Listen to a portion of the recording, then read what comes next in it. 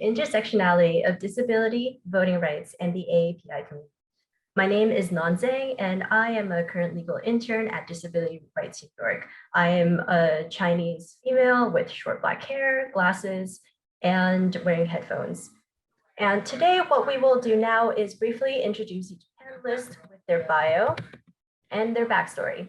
We'll then hear from the panelists for about 15 minutes about their community advocacy, experience with civic engagement, and activism in their work. At the end, we'll have roughly 5 minutes for Q&A. So let's get started, everyone. First up, we have New York State Senator John C. Liu. Hi, welcome, Senator Liu. So Senator, excuse me, go ahead.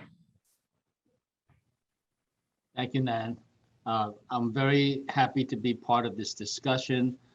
I'm an Asian guy, been Asian my whole life. And whatever hair I have left, it's pretty short and it's black bordering on gray. Thank you, Senator Liu. So Senator John C. Liu is a New York State Senator representing a broad area of Northeast. He is chairperson of the Senate's Committee on New York City Education and also serves on the committees of Budget and Revenue, Education, Finance, Higher Education, Rules, and Transportation. John Liu immigrated from Taiwan at the age of 5.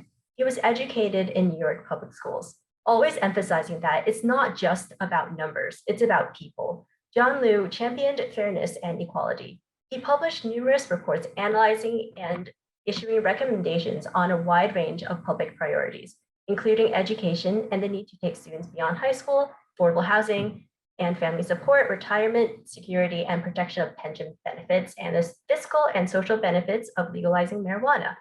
Hailed as a trailblazer and pioneer, John Liu's historic elections as the first Asian American to win legislative office in New York, and then the first to win citywide office, were milestones for the Asian Americans in New York and across the nation. Although he wishes Asian Americans had been elected long before, John is honored to be the first and embraces the opportunity to broaden representation in public service. Hi, so Senator Liu, if you could tell us a little bit about your work and I guess how you got involved in just politics and being elected into office. Okay, well, I'm delighted to join my fellow panelists, who I guess will be introduced in a little while. And you know, Lala has to be gone by 4 o'clock because she has another important engagement, and so does Liz Lee. She has to be off by 3:45 because she's got another in-person meeting. I think this whole thing is supposed to last an hour, so I'll stay with you for an hour.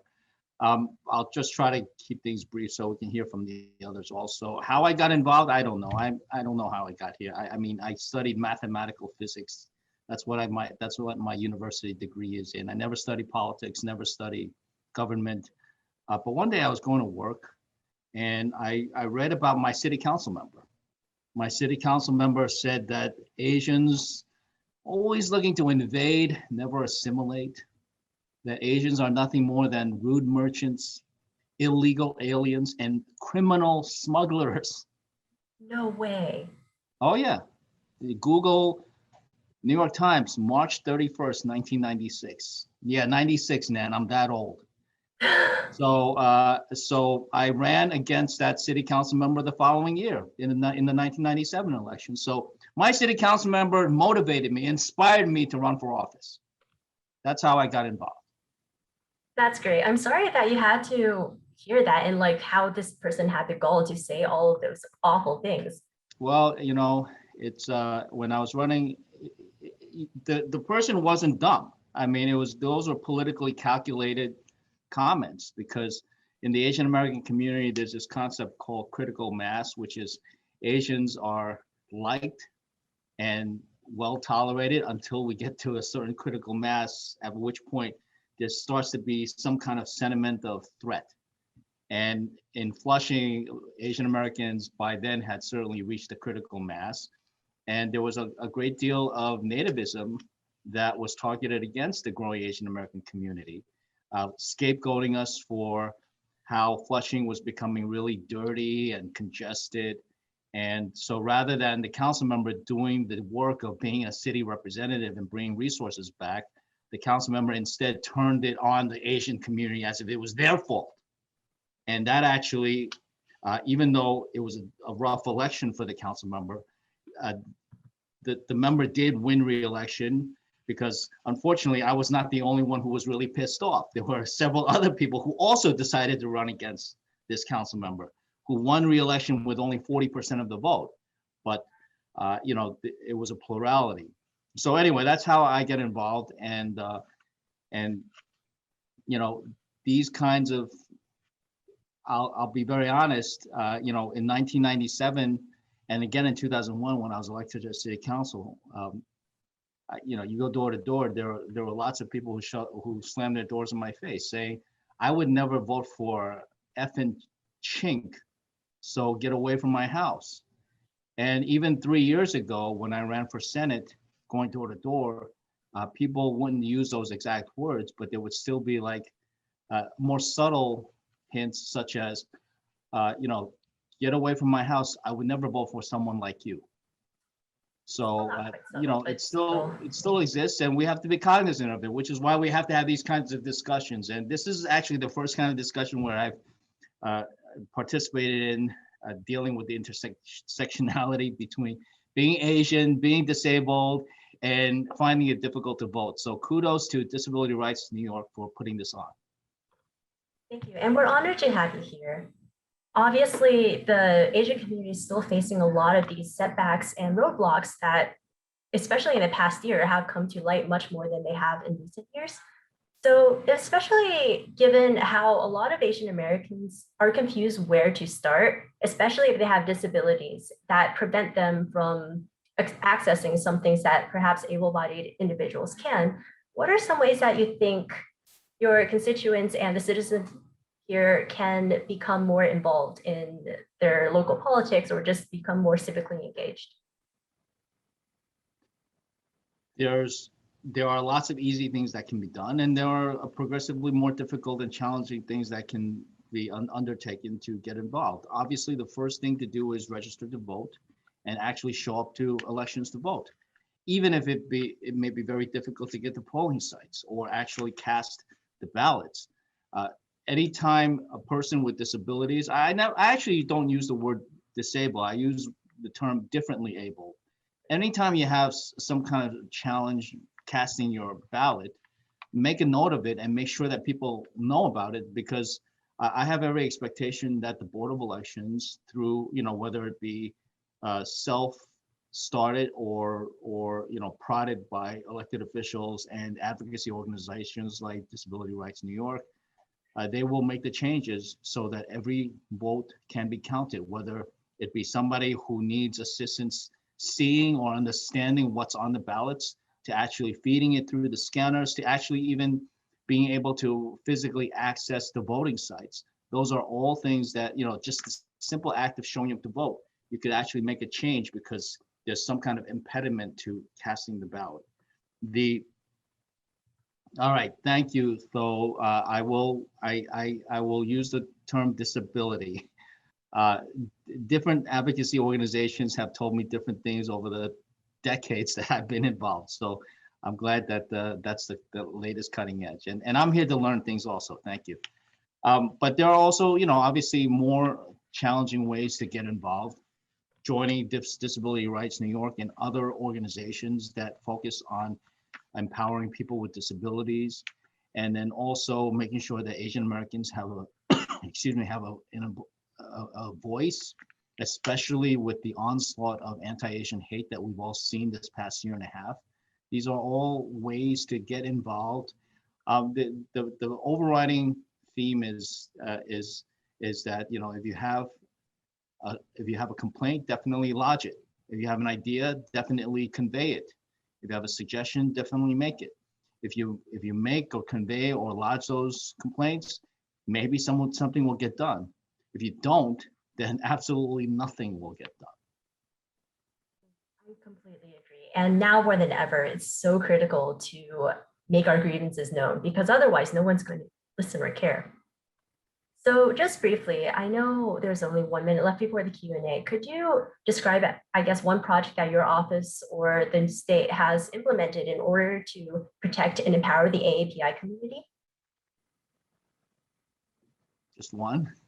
I know there's 1 minute left, so I want to at least open it up for Q&A Yeah, from I the know. audience. Well, look, I think really a big initiative that my office has undertaken is in response to, this anti-Asian hate that's been really, it's just been heartbreaking to see these incidents happen around the country and especially here in New York, in response to the COVID crisis and some of the rhetoric that's been spewed by people such as the former president. Asians have been scapegoated more than ever before. And some people have called for more cops on the street, more undercovers, uh, heavier hate crime statutes, meaning heavier enhanced penalties. My belief is that hate and bigotry are rooted in fear and ignorance. And you can threaten somebody with 10 times more jail time. Is that really going to get at the root of the problem? I think the way to deal with this long term is by educating people. And so I'm looking to have the state education department mandate some additional curriculum so that people understand what the Asian American experience is about, and not just one paragraph in 2-inch thick American history textbooks that make a reference to the Transcontinental Railroad or the Japanese internment camps. It's got to be more than that. Right. So I see we have a quick question. It's, what is your office or other elected officials, what are some things that they do to help further their constituents' complaints, and how do their, I guess, voices and questions get conveyed down the line?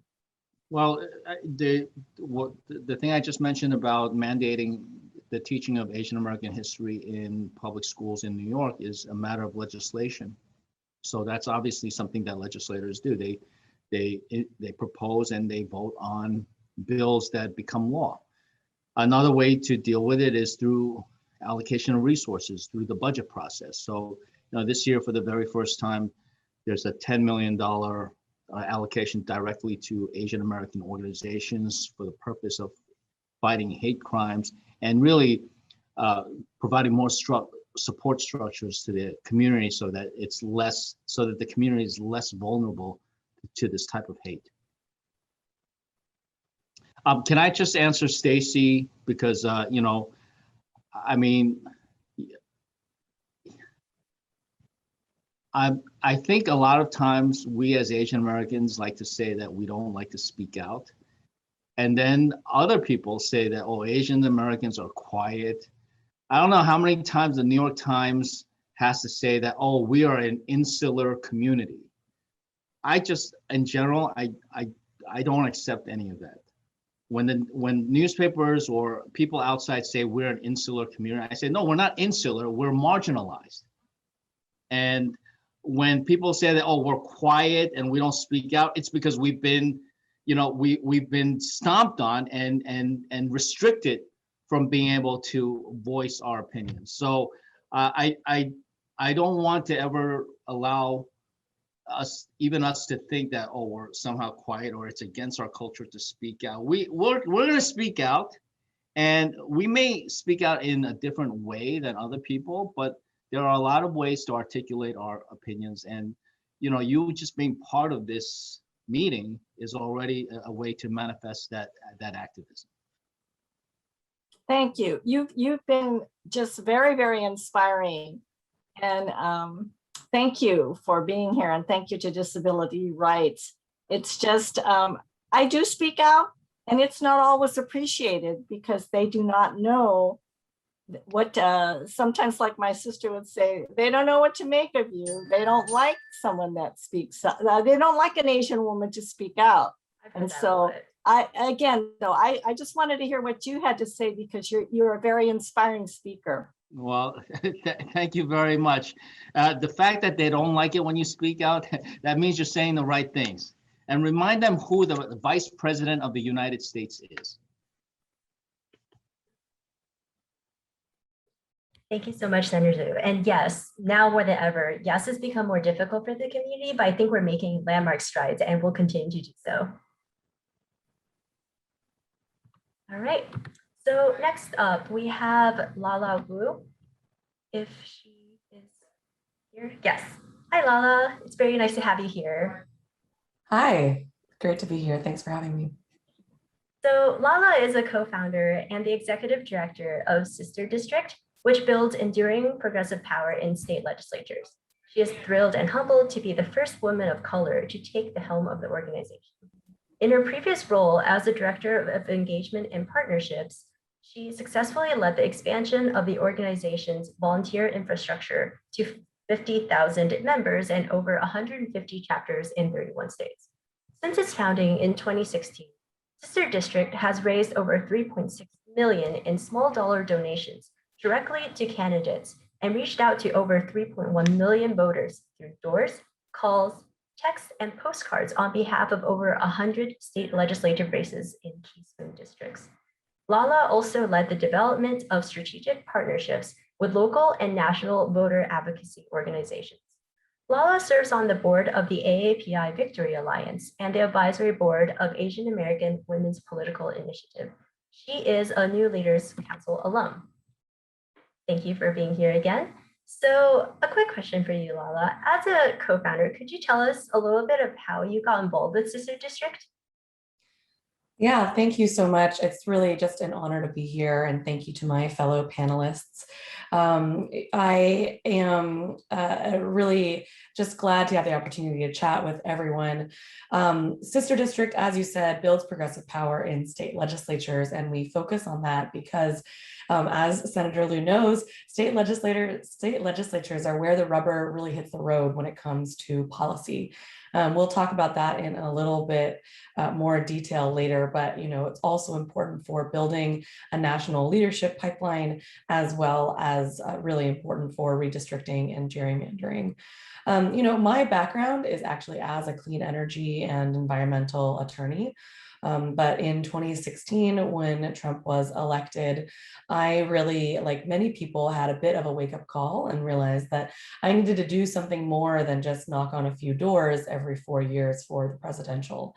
And so I looked for a way to really make civic engagement a meaningful and deep part of the infrastructure of my life. What I didn't know was that I was going to end up co-founding an organization that became Sister District. I co-founded it with 4 other women who were at that time all new to politics. We were mostly strangers as well, but we were really bonded by this idea of gathering resources where they were, for example, where I live in San Francisco, in Seattle, in New York, Chicago, et cetera, and then channeling those to places where the resources could really make a difference.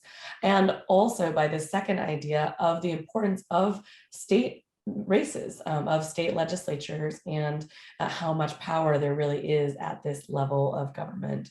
So we, started building this thing from the beginning and very quickly came to realize that it had legs. And if we were going to see it succeed, we would need to take a pretty drastic measure, which was to quit our jobs. And so most of us left our perfectly, stable and successful careers. My mom still sort of wonders, what I am doing, but I am very, very proud to have taken that leap.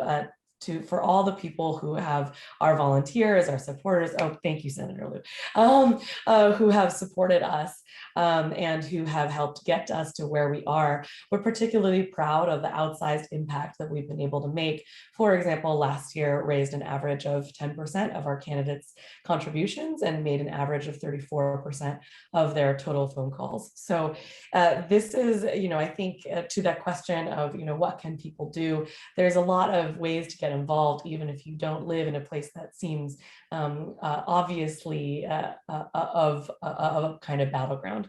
So that's a little bit about my story, and I'm just so grateful to be here. And that's amazing, especially considering the, I guess, amount of just nervousness you must have had before taking that leap of faith. But I'm so glad that, I guess, Sister District continues to grow and its impact continues to increase with each election cycle. So another question for you is, the disabled AAPI community has faced dramatically increased challenges and hardships, especially in the wake of the pandemic shutting things down and the national atmosphere turning increasingly hostile. And how has Sister District taken that into account in its advocacy and work, especially across the state legislative races? Absolutely. Well, as we know, everything is intersectional. And I just want to take a moment to honor the tremendous and particular hardship that the disabled AAPI community has faced in the past year. And, as you mentioned, there has been increasingly visible and ongoing violence against AAPI community. And the pandemic has caused a tremendous logistical, economic, emotional hardship as well. And it's been a hard year, and we're halfway through 2021, but it continues to be hard. And I think the full legacy of the past year and a half, really remains to be seen. But what we are doing at Sister District is that, as I mentioned, we are fighting to build this power in the states. And we do so because this is where the rubber hits the road in terms of policy that really impacts people's lives. Of course, what happens at the federal level matters, but I know, as Senator Liu and many of you others here know, that the state laws that are really the ones that impact your day to day, whether it's access to healthcare, education, fighting climate change, it's all happening at the state level. And just as one example, this is really especially true for voting rights, which we talked about a little bit already, but this is our primary animating issue this year. And while much has been said about how the Georgia, the Texas, Florida, Arizona, et cetera, all of these laws that are being passed are, quote, Jim Crow 2.0 laws, it's not just the Black community that's being impacted. These voter suppression bills are limiting drive-through voting, drop boxes, same-day registration, language translation access, and even the kinds of people who can assist you, take you to the polls, and help you makes it able for everybody to vote.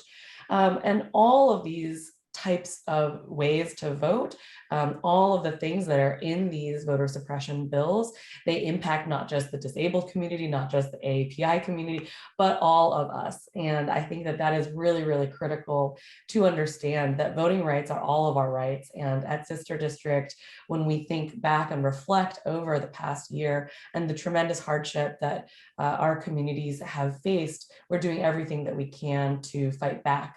Including launching new programs as well. For example, we've got a new program called State Bridges.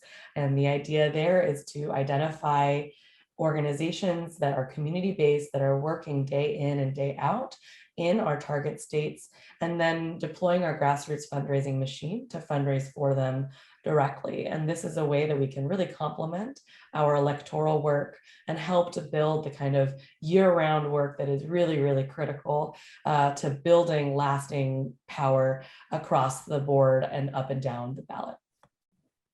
Thank you. I can't really speak for many people other than my own experience, but I know my parents dissuaded me from trying to engage in activism, especially political activism, because there's like, no, like you're rocking the boat too much. You must be quiet. You must be a good Asian, essentially.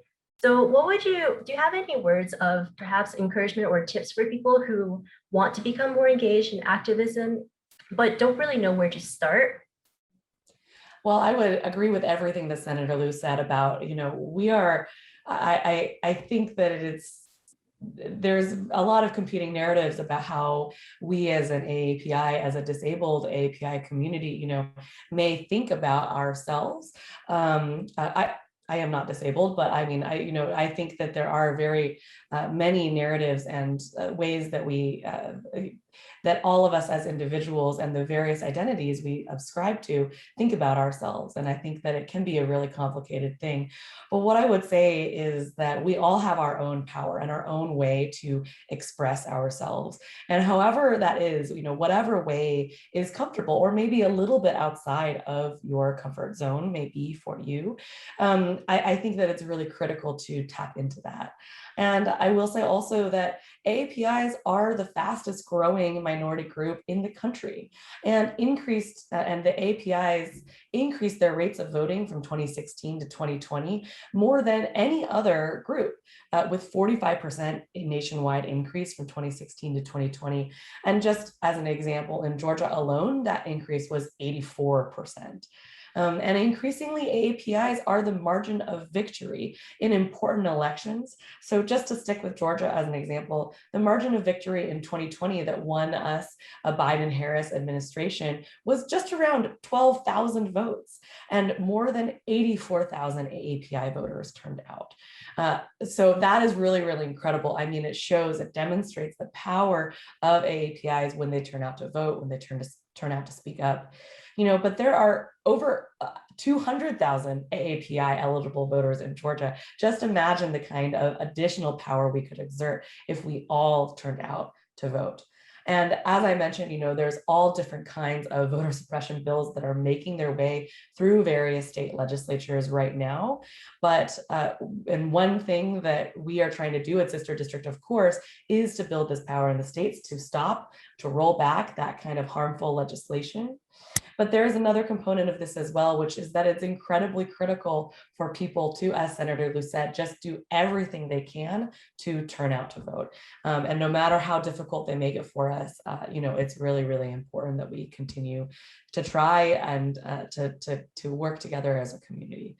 So it's just incredibly important. And, I should mention the two organizations that I'm on the board and the advisory board of the AAPI Victory Alliance and the Asian American Women's Political Initiative are wonderful examples of ways that many folks get engaged and can be civically involved. Would you mind actually telling us a little bit more about those two organizations? Like, for example, what does the AAPI Victory Alliance necessarily do, and the chances and opportunities it offers people? Sure, absolutely. So the AAPI Victory Alliance builds AAPI political power across the country and is really right now focused on a few initiatives. One of them is launching a new think tank. Many incredible academicians and researchers across the country will be part of this think tank and will be researching topics like and putting out research on items such as the importance of disaggregation of data. As we know, AAPIs are not a monolith. Right. I personally am Chinese. I can see that there are Japanese folks on here, that there are Filipino, Southeast Asian, all different kinds of AAPIs. And to better understand, who exactly we're talking about when we talk about our population is incredibly important. So that's one thing that the Victory Alliance is doing. Also really involved in electoral work as well as really just providing opportunities for people to get involved. So definitely would encourage you to check out the website. As for Asian American Women's Political Initiative, this is a Boston-based organization, but is going national and really seeks to specifically help to lift up women, AAPI women in particular, who are running for office, finding ways to support them, train them, get them the support they need in order to win and to legislate. Thank you so much.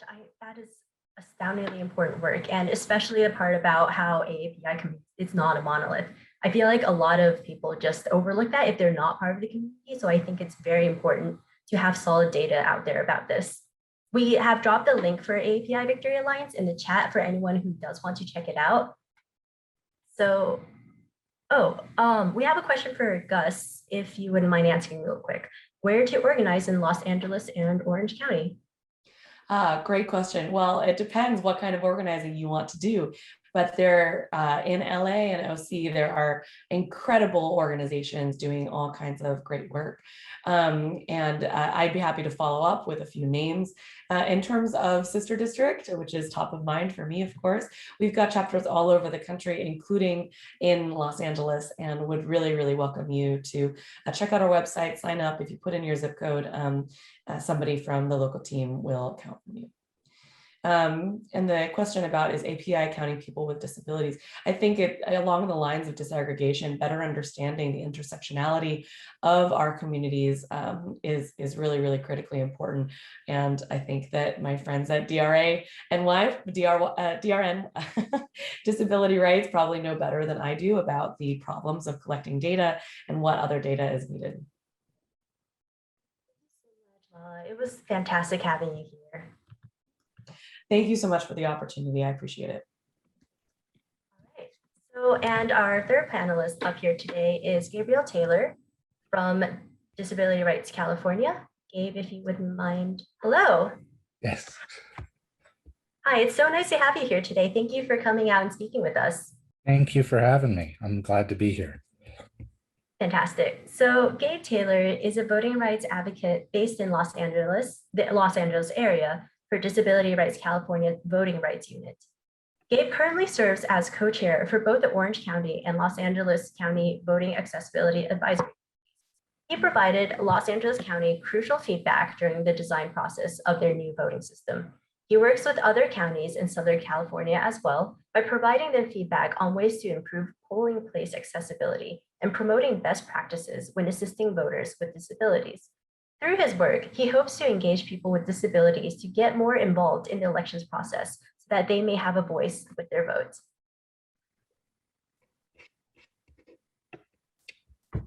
So, Gabe, if you wouldn't mind telling us a little bit about yourself and your work. So yeah, I talking about the intersection of race and disability. One of the things that I have the unique perspective of coming at it from the having a disability myself. My wife and I have a form of dwarfism called achondroplasia, but we also are part of the adoption community and have adopted both of our daughters from China. They both have the same type of dwarfism that we do. One is, Mabel is 6 years old and Margaret is 4 years old. We adopted Mabel in 2016, right ahead of the presidential election. And then in 2019, we brought Margaret home and officially adopted her. And so we talk about, you know, within you know, our family, we talk about the importance of, you know, recognizing their culture. We try and sort of promote that, but we also talk about, you know, we engage with them about disability issues and the importance of knowing that they're different, you know, and being sort of proud of that. Senator Liu mentioned speaking out, and Mabel, I mean, the joke that we have is you will hear Mabel before you see her, because she has one of those voices and those presence, you know, just her presence whenever she's in a room, she sort of, people gravitate towards her. And, you know, and so, you know, just having that sort of energy is really important, just to, you know, be a good advocate for yourself, but also the community that you support.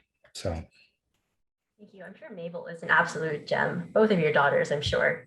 Yeah. And yes, they should continue speaking up, especially when they continue to grow older. So since they're younger right now, I think that they probably don't feel the impact as heavily as someone who your age might be. But how do local policies impact how you raise your two children during a time when your family can experience discrimination in various forms from all over your community? So one of the hardest things, we were talking about it earlier in the discussion, is watching, you know, we watched countless hours of news coverage where the phrase, the China virus, was being thrown around, and having Mabel and Margaret hear those phrases and hear the fact that, you know, the place that they were born and the place that we talk about how proud we are of their culture and their heritage, and hearing that that's the source of all of these horrible things that are now happening is really tough. And so as parents, we've tried to kind of talk about ways of understanding the conversation and being proud of where they came from and share that with people. But it is hard because, you know, from all different sides, they keep getting these nudging reminders of not only are they different because of their, you know, their skin color, but also because of their disability, because they're both little people. And so automatically they're going to stand out in a crowd more than most kids would. And so we try and sort of talk to them about you know, ways to sort of understand those issues and those policies. And you know, one of the things that's a big issue right now currently in the adoption community is having to, a lot of families are being encouraged to go through the recertification process to get official documentation, because there have been a lot of incidents that have been made, some that have made the news, both locally and nationally, about folks who came here from China or other Asian countries that are now being told they have to go home because their documentation isn't up to date, or their, you know, their status isn't legal anymore. And so within the adoption community, there's this big push to recertify adoptions and get official paperwork and documentation that they can take with them later on in life to be able to provide people, if it's an employer or for, you know, if they're needing it to get into schools. So it is a conversation, and there are people on both sides of the fence on this issue. But it is something that is sort of a hot button topic right now. So. Sure, yeah, and especially with how increased and convoluted such policy have been in the past 4 years, this is more important than ever to address.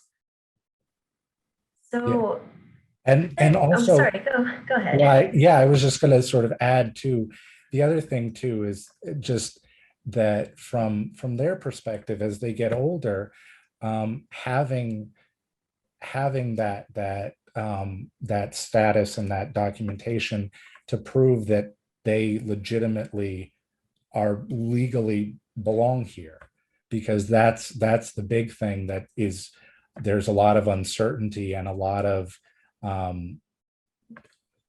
misinformation about what is a legal document versus what isn't, and what will be counted versus what won't be now. And so you know, because of that, because of all of the unknowns, there are a lot of families that are sort of encouraging to have this done and to get these official papers to be able to have later as they get older. So. And in terms of individuals with disabilities who happen to be in this situation, like you and your family, do you think that there's less accessibility to important information or documents concerning these processes, or just information in general on how to make sure that if they have issues, their voice can be heard and counted? Yeah, so we talked a little bit about some of the opportunities that are available in LA area, and also in other counties throughout California. I mean, one of the great things about being involved with voting advocacy and election planning and having a voice is approximately 30 counties throughout the state have established both language accessibility advisory committees and disability or voting accessibility advisory committees focused on accessibility when it comes to voters with disabilities. And these committees provide feedback and collaborate with county elections officials in the planning stages and, you know, in their education and outreach efforts. So it's a really helpful opportunity because they reach populations like the disability community, like the language community, like the AAPI community, that might not otherwise get this information and be able to provide their feedback.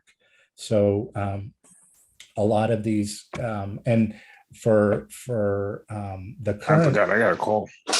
for the current situation, you know, with a lot of folks still doing, you know, concerned about social distancing and everything, a lot of the counties are providing different ways to contribute to those committees and attend those meetings and those events. So it's a really great opportunity. So that's one thing that they're doing on the county level. In terms of what we've done at Disability Rights California and what I've done with a couple of my coworkers is we've gone out to different groups from both the language and the disability community. There's one in particular that is a group of voting age adults with developmental disabilities who have created a group with their group.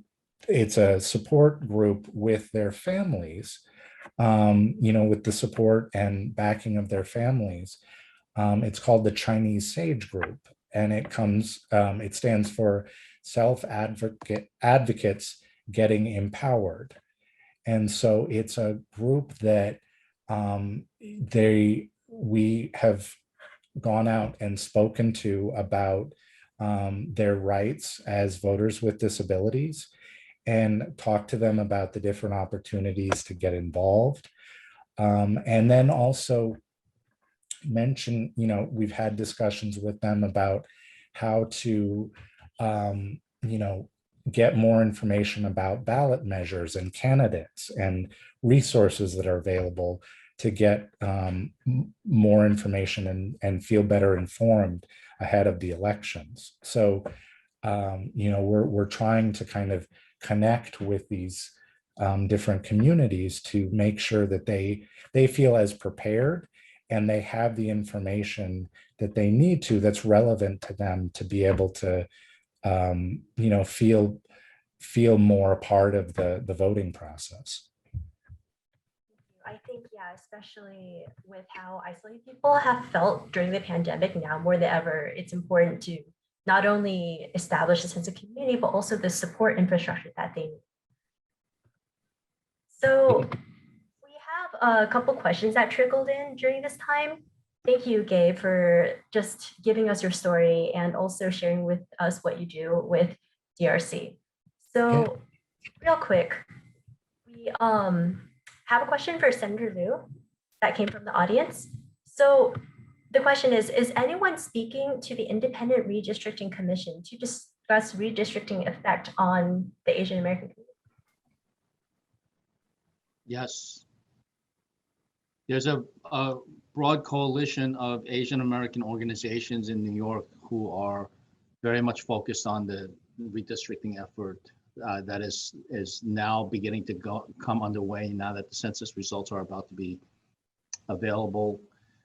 And this is a coalition that existed for the last couple of redistricting efforts also. So we are looking to, I mean, I'm personally always looking to find equal representation for every community, especially the Asian American community, because we're always underrepresented. And so, I have met with them and given them some insight as to where the districts can be maximized. I think one thing I have conveyed to them is that to maximize Asian American elected officials, again, it's not about getting more than our fair share, it's just getting like some kind of proportional representation. Asian Americans don't always live in very concentrated areas. So sometimes drawing the lines are a little bit different. It's not just about maximizing the number of people from the community in one district, but perhaps spreading it across 2 or 3 districts so that you can maximize the numbers of people, of Asian Americans getting elected. And I should note that in the New York City elections, well, they're actually primary elections that happened a month ago. And primary elections in New York, Democratic primaries are 95% of the time the actual election. We have gained a historic number of Asian Americans in the New York City Council. So, I told you my story about how I got elected to the City Council. Back in 2002, when I first started, it was just me. So, when I called a meeting of the Asian caucus, it was pretty easy. It was always unanimous. And I set up the Asian caucus right at the beginning of my tenure in the City Council.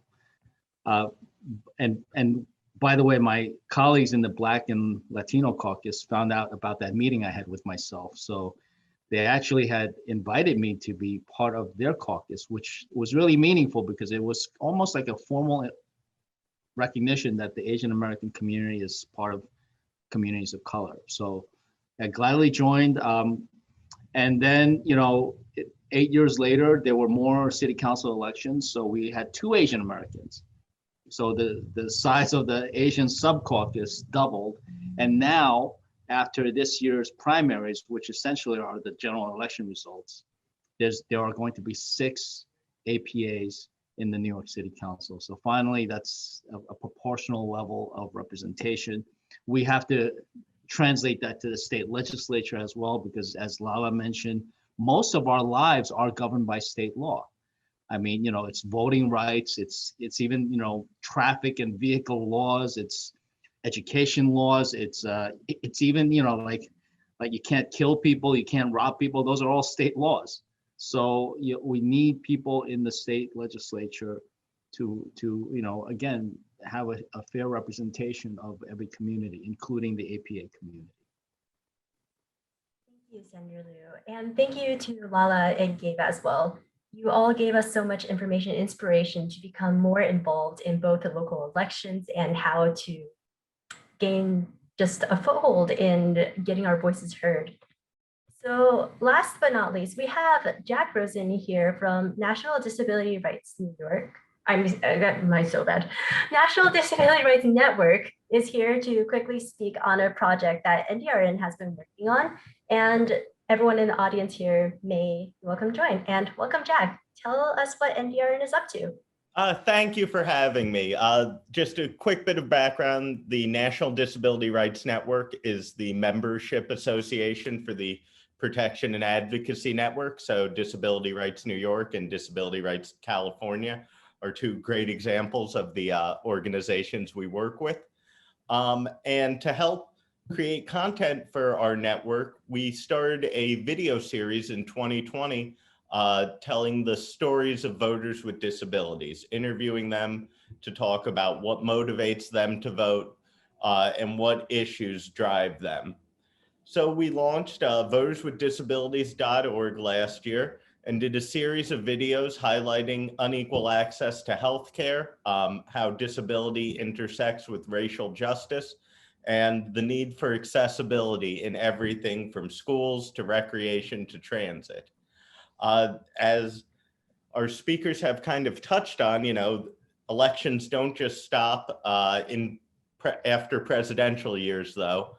And this year, we're trying to continue that series by emphasizing the importance of local elections.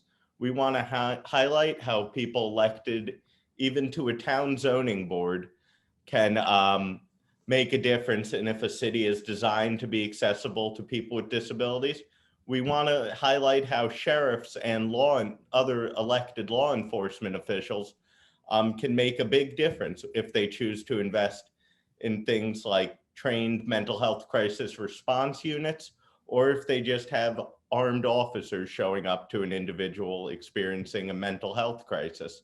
And we want to highlight that voters ultimately have a lot of power to choose elected officials at every level who are going to protect and advance the rights of people with disabilities.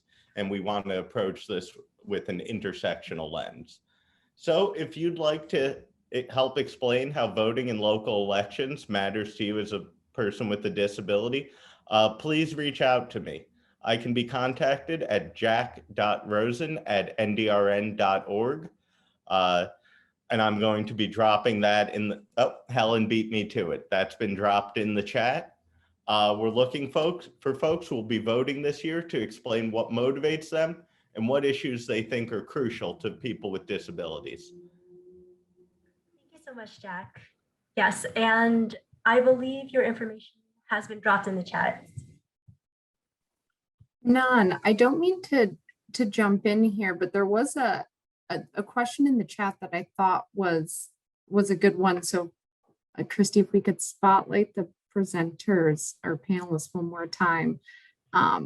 It says the Asian community needs to get involved in mental health in the mental health commissions.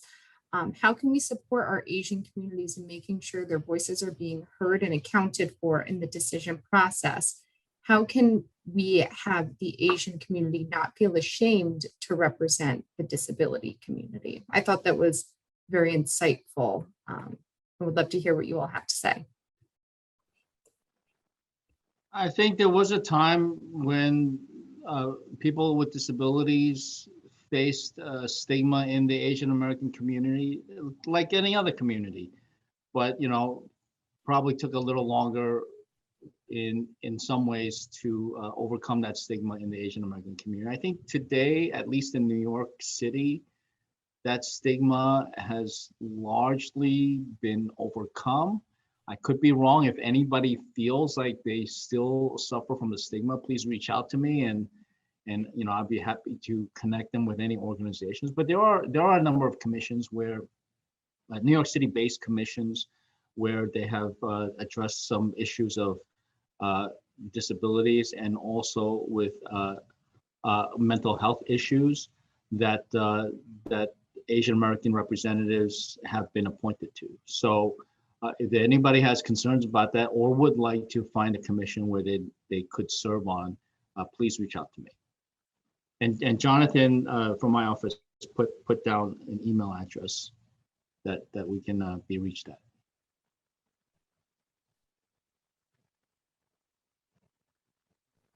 All right, thank you, everyone. And I believe we are almost running out of time. If there are any last minute questions, please feel free to drop in the chat. But again, thank you so much to our three panelists today for coming out and speaking with us.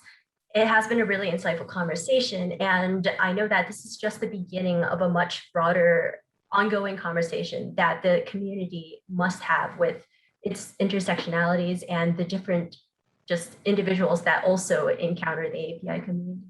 So again, thank you so much for your time. And if you have any last remarks or I guess just inspirational quotes for the audience, please also drop them here, please. I just wanted to sort of share too.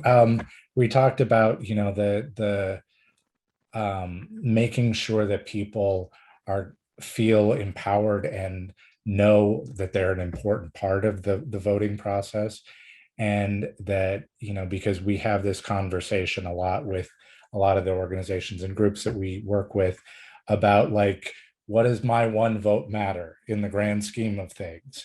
And, we talked about how, sometimes it's just a handful of votes that can turn an election one way or the other. And so making sure that people are aware of the fact that it does make an impact and it does matter. Because if you have enough people that say, what does my vote matter? Then, nobody's going to vote. But if you turn that around and you say, it does matter, it does have an impact, you do have a say, and stressing that message as much as possible to whoever you speak to, that's the best message that we can get out there to both the disability community and the AAPI community.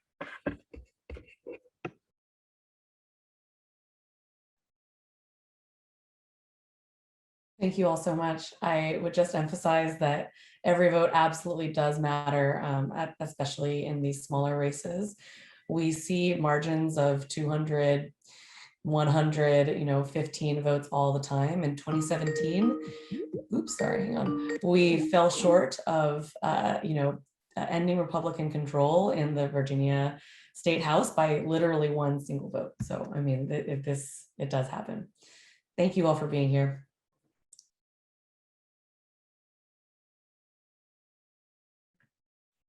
And, oh, Senator Liu, did you want to also have one last word of inspiration for our audience here?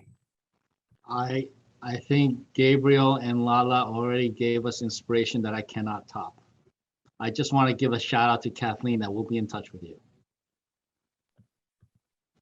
Sure. Thank you again to the 3 presenters, and thank you to our audience today as well for coming here and sparking the conversation that must be had by just everyone, especially going forward.